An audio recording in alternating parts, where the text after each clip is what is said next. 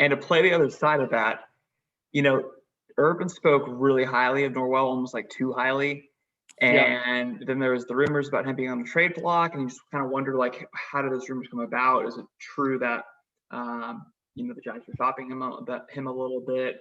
Asking him to take a pay cut is always a tough thing to ask, but he's making some buku money now. Like it makes sense. Maybe we'll just see a contract restructuring like what we're seeing across the league right now. But yeah, I don't know. I could see us making some kind of move there.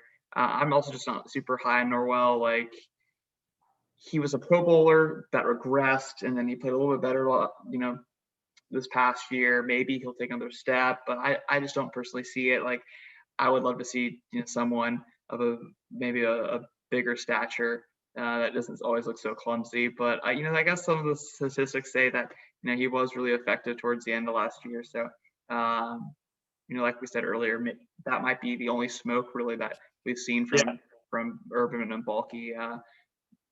Like I have no clue what the left side of the line or even right guard. Who knows what they think about AJ Cam? Like I was going to ask you that too. What do you think? What do you think about like AJ? Like, do you think that there's a chance we go after Kevin Zeitler? We wanted him what 2 years ago, 3 years ago when he signed that contract. Mm-hmm. Interesting player. He's 31 now, I believe, so a little bit older in his career, but a clear upgrade over Can, I believe. Yeah, I think so too. I think they have a chance to upgrade it. They should. I don't know if they will. I have no clue what that offensive line is going to look like by Thursday, so that's exciting. But they have to get it right. It's just so critical. Yeah, agreed. Yeah, I mean, it's going to be interesting to watch it unfold. So, all right. Well, I know we're tight on time. So, in closing, let's do this. You're Urban Meyer. Who's your first call when it opens tomorrow at 4 p.m.? Well, right now I'm on the phone with the Eagles about Fletcher Cox and the Saints for Marshawn Lattimore, although I'm guessing Lattimore isn't available now with Janoris Jenkins getting cut.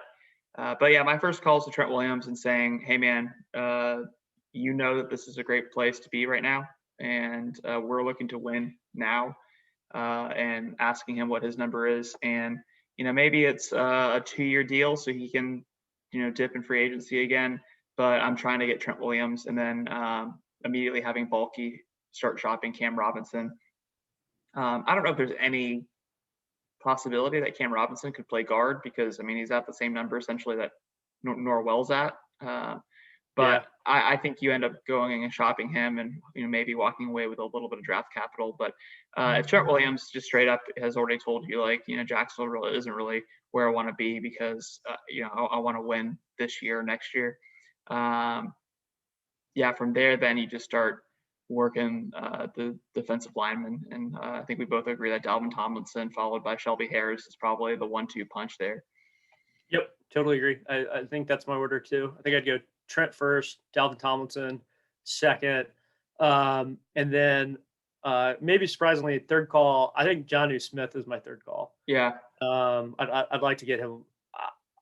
I think that's one where I think there will be a market for him, given his age relative to the other free agent tight ends. So I'd like to get that locked up, and I think you're spot on with Trent. If we do reach an agreement in principle, I think you're trying as fast as you can to find a dance partner for Cam, because I think if the word gets out, I think you start to lose some leverage. I think it depends though. When that left tackle market dries up, Cam Robinson is going to look really attractive.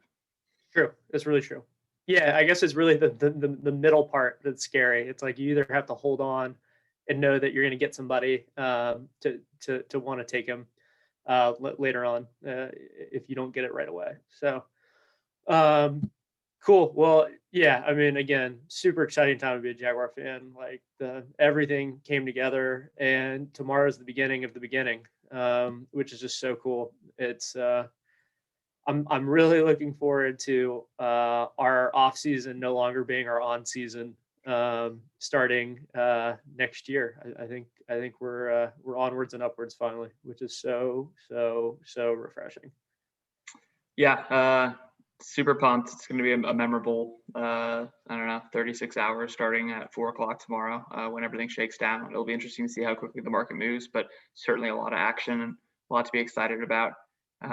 So thanks everyone for checking out the back office. Super long episode, but so much to talk about, so much to speculate. It's going to be a really fun few days here coming up.